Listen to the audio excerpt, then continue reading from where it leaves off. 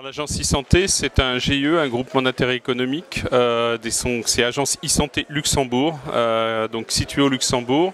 C'est une jeune agence créée par la loi de 2010, mais qui s'est réellement mise de façon opérationnelle avec les premiers recrutements en milieu 2012. Donc ses principales missions, c'est de mettre en place un cadre de référence, un schéma directeur des systèmes d'information, mais c'est surtout un projet de modernisation du parcours de soins des patients de façon à mieux prendre en charge de façon coordonnée ces patients. Et on voit ce genre de projet dans beaucoup de pays, France, Angleterre, Asie, nord de l'Europe, sud également, qui ont souvent des réussites de type plutôt régional. Alors ce qu'il y a de bien, c'est que le Luxembourg étant un petit pays, même si c'est un grand-duché, c'est un pays qui se prête parfaitement à une approche type régionale. Donc voilà, c'est constitué de bon nombre de membres, 14 membres, en gros les 2 ministères de tutelle, l'assurance maladie, des représentants de syndicats de médecins, de laboratoires de pharmaceutique, de biologie, de pharmacie, des hôpitaux.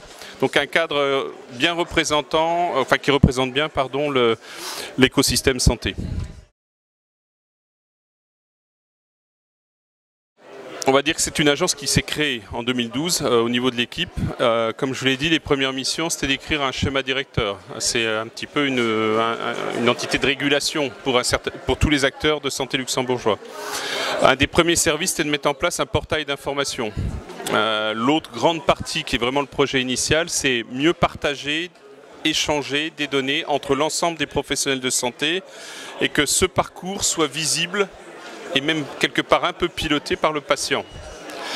Donc pour faire ça, on a fait un appel d'offres. D'abord une étude un petit peu du terrain. Alors la particularité, c'est que je suis français, connaissant peu le Luxembourg.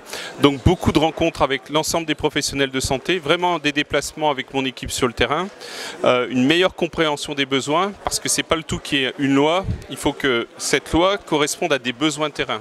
Et donc principalement, beaucoup de professionnels de santé, qu'ils soient médecins, infirmiers, kinés, nous ont dit voilà, je voudrais mieux communiquer plus facilement, avoir des outils que je n'ai pas aujourd'hui ou qui sont trop anciens. Et donc à partir de là, on a collecté ces informations entre juillet 2012 et novembre 2012. On a écrit ce qu'on appelle un plan stratégique de moyens. On dit en combien de temps on va le faire, ce qu'on a besoin comme ressources et quels sont vraiment nos objectifs concrets, qu'on puisse même évaluer. Ça a été accepté par les 2 ministères dès novembre 2012 et à partir de janvier, nous avons lancé un appel d'offres européen dans lequel en gros 15 consortiums ont répondu, 9 pays différents. Donc on sent cette attractivité de l'Europe autour du Luxembourg, au Luxembourg. Et on a retenu un consortium et il a été retenu pratiquement 6 mois plus tard, au mois de juin, pour ensuite une signature finale au mois de juillet. Le gros challenge dans cette opération, c'est lié au temps.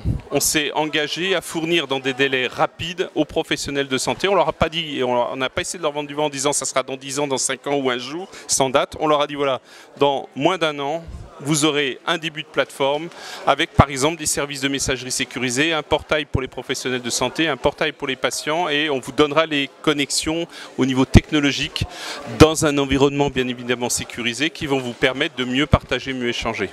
Et ça, c'était dans le cahier des charges, c'était vraiment un des points critiques, c'était de dire voilà, au mois de janvier 2014, vous nous délivrez la plateforme de services que e-santé va utiliser. Et donc quand on a retenu le consortium au mois de juillet, il leur restait 6 mois pour nous délivrer, 7 mois en gros, pour nous délivrer cette plateforme. Et ça a été fait, c'est-à-dire que le cahier des charges nous disait au 20 janvier, nous livrons la plateforme, elle a été livrée le 18. Et entre autres, dans les partenaires que vous avez vus, c'est l'adaptation d'un contexte très bancaire. On parle de coffre-fort bancaire, mais la santé, c'est aussi un coffre-fort de santé.